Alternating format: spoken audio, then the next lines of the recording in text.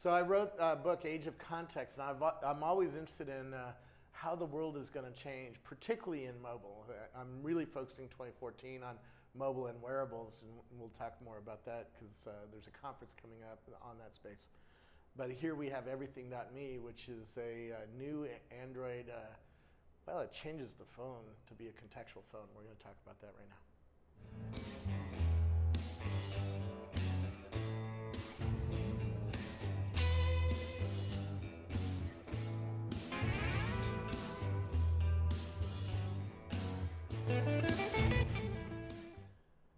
Who are you?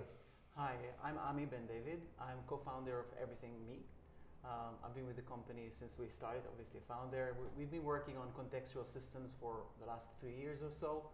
Started as mobile, search, but actually evolved into contextual, as I'll show you today. Yeah, and in the book we define contextual as the mixture of sensors, wearable, which also includes mobile because you're really carrying the phone with you, big data and social network, social data and location data, all fusing together to make new kinds of things possible. Is that how you see contextual? Yes, absolutely. I think contextual is something that when we explain to regular people what it actually means, it means that the device, when you open it, it's ready for you. It's ready for you with everything you need at that moment. And to be ready, it needs to take into account where you are, what time it is, what you like to do, what other people like to do in similar environments, what networks you're connected to, and all this contextual information to be able to anticipate your needs automatically. Yeah, and that's a different, if you look at standard Android, it doesn't know anything really about you, and it doesn't try to reorganize itself.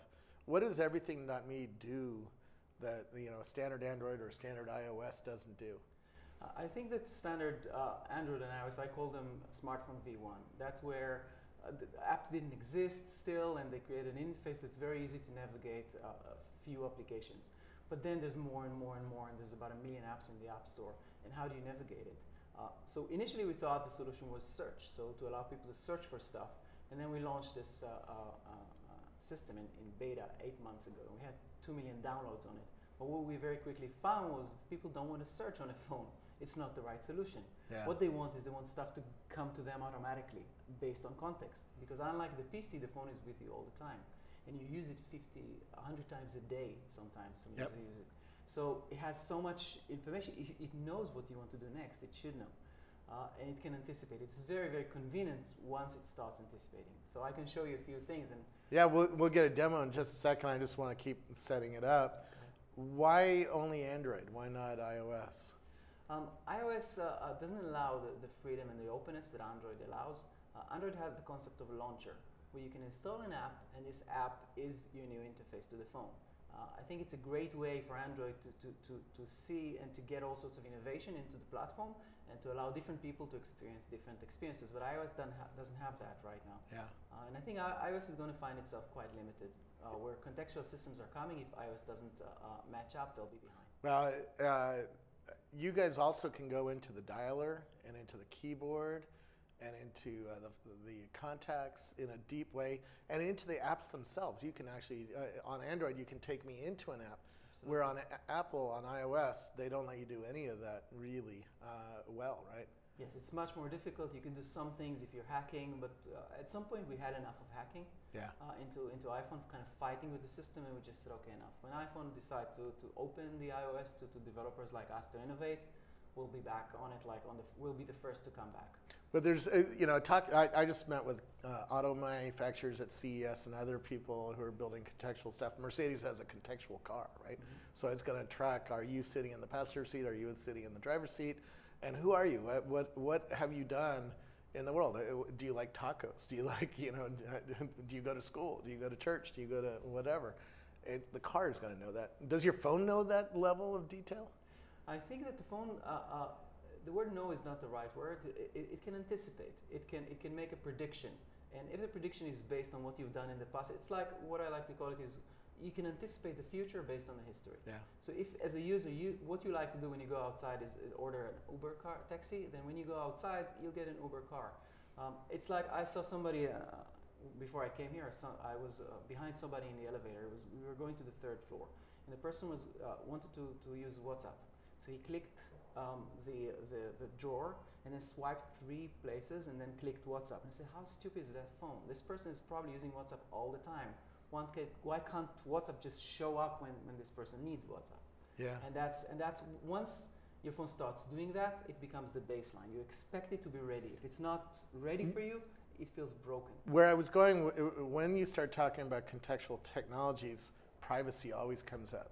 Because to do this kind of anticipatory system, you have to study me. You have to have access probably to my calendar, to my contacts, to my dialer if somebody calls in, right? You have access to a lot of stuff. How do you guys think about privacy? Actually, I think that privacy is broken into 2. First of all, a lot of the information that is relevant actually stays in the phone. It doesn't actually ever leave the phone. It's inside the phone. Your history, for example, is part of the phone. The phone knows it, but it doesn't go outside, so it's completely private. And in addition, what we decided to do in our system is we don't have an account system.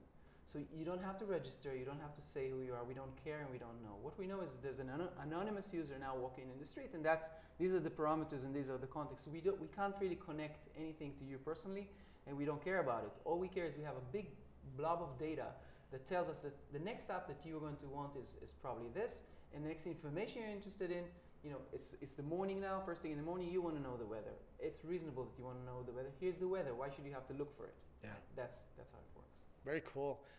Can we see it and Sure. and talk about what it does? Sure. So And this is a free app, right?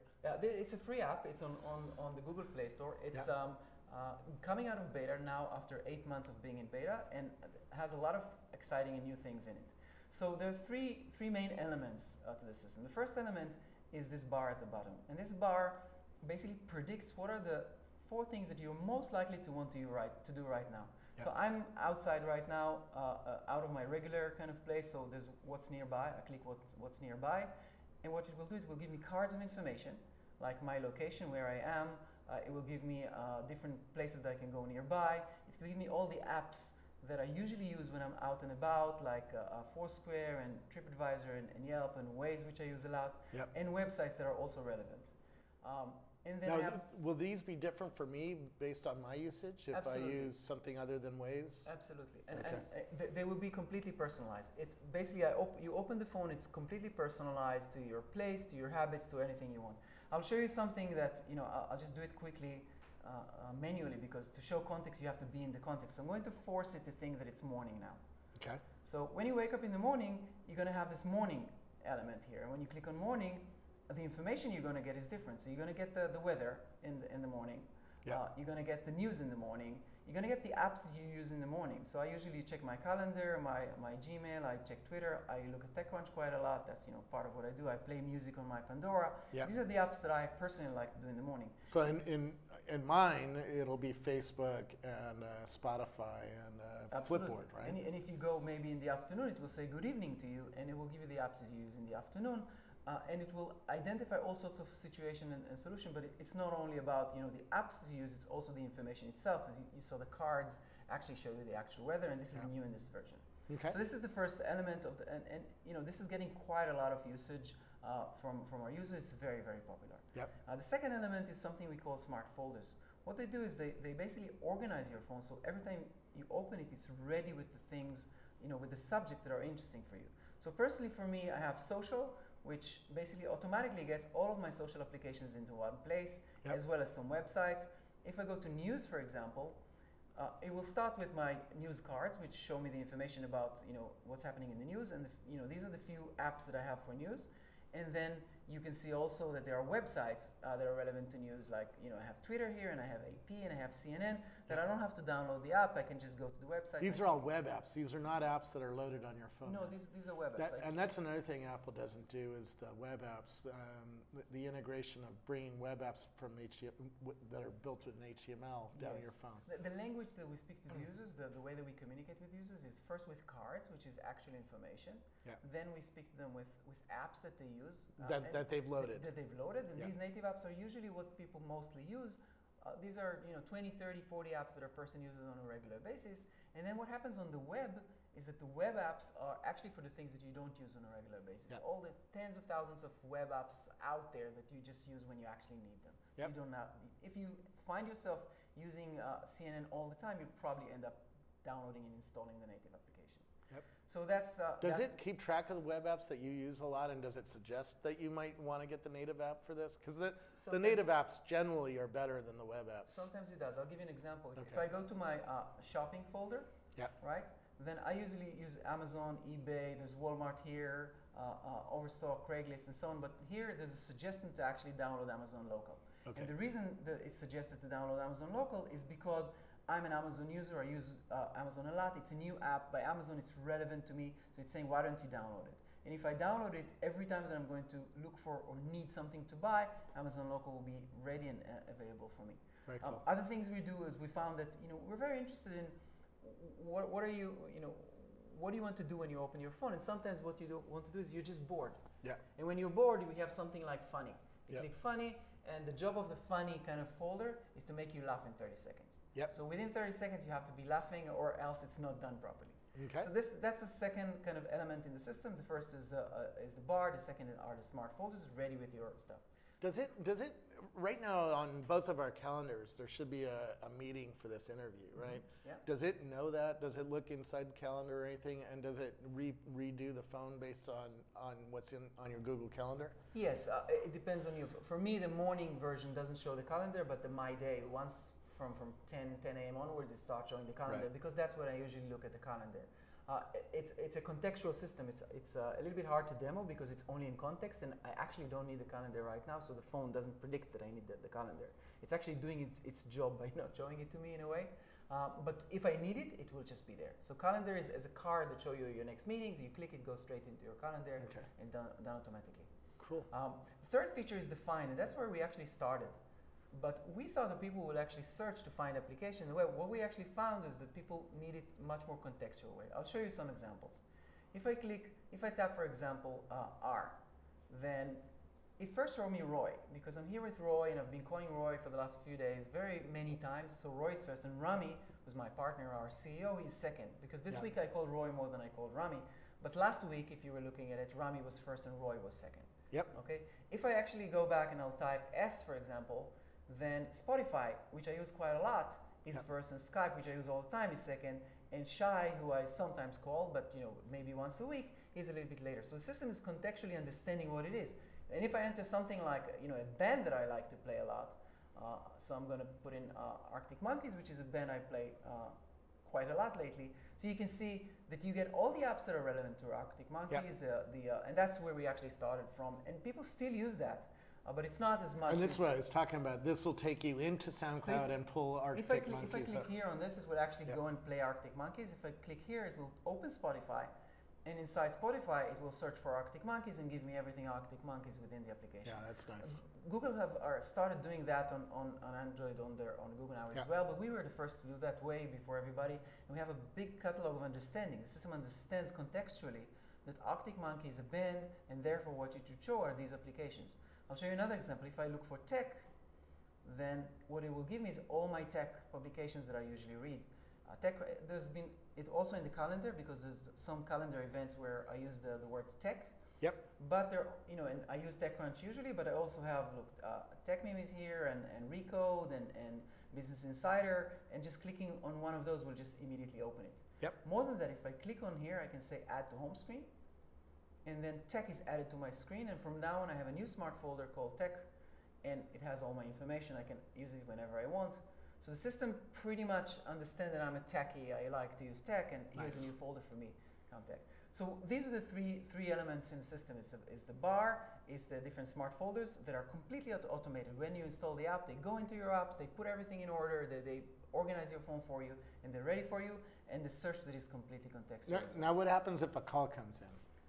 What happens then? So let's do a call. Roy will give me a call right now, and I can show you. All right. Roy? He's working. Okay, so I get a call now. I'm not going to answer it. I'm just going to ignore it right now. Okay.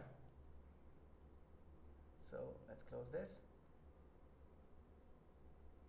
Okay. And what you will see is that the prediction bar actually predicts that calling Roy is the next thing I want to do. So it appears in the bar. You can see his picture here. I can click on here, one click, give him a call, go back. And since I called him, is disappeared, and I'm back to my apps. Got it. So we're treating, all the different elements that you do, the information, the apps, the websites, the people, the files in your system, all of them are contextually delivered. That's why I was wondering if you did something with calendar, because you would know it knows that I'm meeting with you right now. Yes. And it could pull up my Twitter or my Facebook and show last couple of tweets or something like that on the screen as well. So have you thought about that? If that's how you use your phone, yeah, that's how it will naturally happen. Yeah. If I use my phone differently, if you always open your calendar, and right after calendar you open Twitter or you open, then there's a statistical connection there. If there's a statistical connection, the system will actually learn it and will know how to do it and provide it to you. So it's very personalized. It's the phone that's ready for you is not the same as the phone that's ready for me. A lot of times I'll open a calendar item and click on the address and open it or copy it and put it into Waze. Does it memorize that sequence, and will it automatically pull up Waze with that address? So I invite you, and everybody to install this and then give it a few hours, a couple of days. Initially, it will start with the best guesses and the most relevant things and things that most people do on a regular basis. And over the course of a day, it will start learning, and then it will anticipate your need much more automatically. And you will see two phones, identical phones out of the box. Your phone and my phone, and they will be completely different. Yours will be yours, and mine will be mine, and your morning one will be different from your evening one. I've met with a lot of OEMs and carriers lately. I spoke at Telstra in Australia, which is the biggest phone company in Australia, and they're looking at ways to make a Telstra phone, or Verizon, or not Verizon. Yeah, Verizon would like to make a Verizon phone, right? Something differentiated from everybody else. And Samsung, of course, is trying to differentiate their phones from LG and from Google itself. Do you see pressure on your business model to do white label style systems that maybe have some customization for the phone company or for the OEM partner? For us as a company, these are big opportunities, and we're talking to these people, we're talking to the OEMs, we're talking to the carriers. But I have to say that getting a contextual phone right is not easy. It's a very difficult task. On the one hand, it's heavy lifting in terms of statistical analysis, in terms of big data. We crunch billions of data points to understand, to be able to help people in a nice way. And then there's a lot of art in actually making it happen. So we've been in beta for 8 months, and we've been focusing mainly on getting it right. Now that we're feeling that we got it right, we understand what people actually do with the phone, how they're using it. I can give you a statistic that we're seeing. We're seeing 25 contextual interactions per day, per user. Now, if you consider that people search on average 1.25 times a day, that's the average search. So people search 1.25, but we get 25 contextual interactions per user per day. That's 20x. That's 20 times more than search. Yeah. People don't want to search on a phone. That's what we found. People want to actually have the phone. They don't know what to search for. Yeah. Why would they? I mean, why should they? Why shouldn't the phone just give them what they need? And once people start getting used to that, it becomes the baseline. So in our view, once this is the baseline, that's what people want, that's what people demand, it will be a lot easier for us to duplicate it and expand. The beta was 2 million downloads. It's a lot of users, a lot of data, as I said, billions of interactions that we've already done. So for us, this is the point where we are starting talking to OEMs. But for me personally, also as kind of somebody who's been involved in designing this, I want to see users really enjoying it, and I wanted to see, the number 25. We didn't start there. We started at about 15 or 16. It's been growing. It's at 25 because we're becoming more and more accurate. No, it's pretty nice. Tell me about the company and how it's funded, and where do you think a business model is going to show up here? Because I haven't seen any ads or any buy this kind of thing, So how are you going to make a business out of this? It's very interesting that you said that, because you have seen one. It was labeled as sponsored, but that was the Amazon one. Yeah. It was an example of how we are going to make money from this, because the idea is that once we can deliver to you everything you need in context, then we can offer you things in context that are relevant to you. And our goal is to never offer you things out of context. It should always be in context. Yeah. But then we can actually pick the companies that want to give you this service and connect between you and the providers. That's the best way of advertising. It's native advertising. It's the one that you didn't even notice that it was advertising. It was that good. Some of the contextual stuff has false positives, and here's where I was going with this. I live on a golf course. And golf is all around me, and so some of these things suggest golf things to me.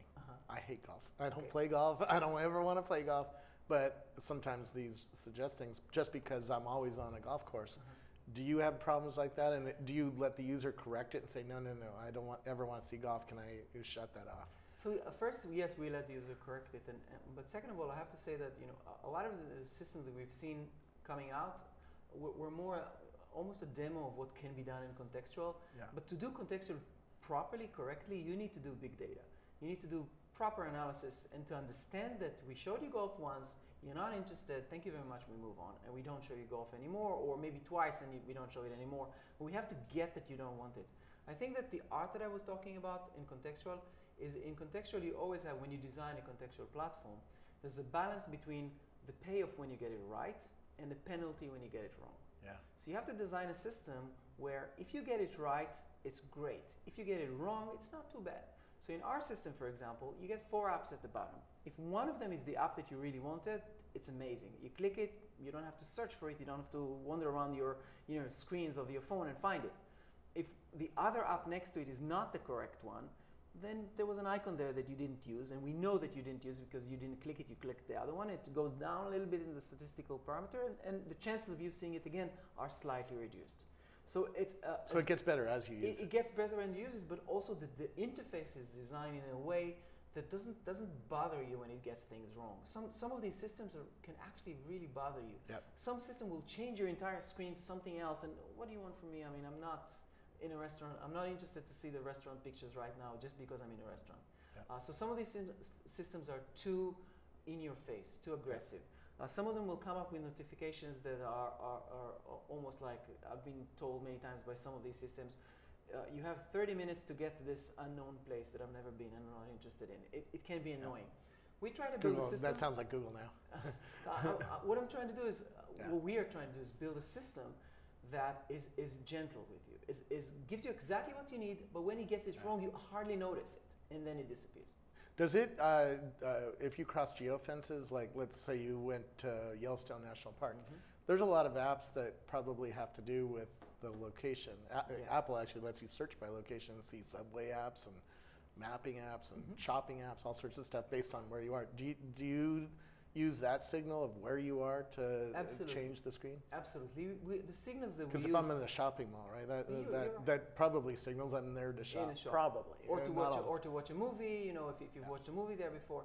And I think that the real art of contextual is to be able to take all the signals that are out there, but to understand the different kind of little signals and understand the connection between them. If all you're checking is home, work, and car, your system is going to fail. Yeah.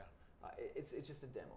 But if you're actually checking where you are, what time it is, what day of the week it is, what are the apps that you installed on your phone, so it says something about what you like and what you don't like, what are the apps you're actually using. When you install an app on this system, for example, for a couple of hours, if you've never used it, it says new on the top. And then if you never use it again, it goes to a place where apps go and they're not used. But if you actually use it, then it becomes one of the apps that you use. So all of these, I'm a believer in a contextual system to feel completely magical, but take as much information as possible to actually make the analysis and the signals. Tell me about the company you're building. How was it funded, and how many employees do you have? What's happening behind the scenes? In the sausage factory, right? The sausage factory. The company is based in Israel. Yeah. Most of it is engineers doing context day in, day out, and sometimes night in, night out as well.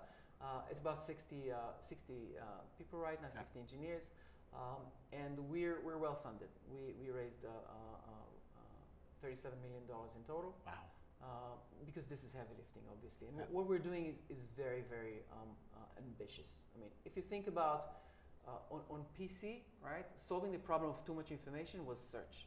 On a mobile phone, search doesn't work because people don't like to search. They search once a day. We do 20x on search on a mobile. So it's a big opportunity, a big problem, and it needs a lot of capital to actually do it right. It's something that can only be done either by the giants, right? Yep. Or if you're a very small company, you're going to be acquired or disappear. And a company like us has enough resources to actually do it properly. Yeah. It's going to be really interesting. I think this is a new battlefront between the Android and the Windows Phone and the iPhone. And clearly Android is in the lead here. I haven't seen anything like this on Windows or on iPhone. So congrats on helping a platform be a winner, but that changes things, right? So, cool. Where do we get it? You get it in Google Play. It's called EverythingMe. You just go to Google Play, look it up, install it. It will do everything automatically. It will take you through a process of getting used to the system, and then you're on. Very cool. Thank you so much. Thank you very much. Thanks.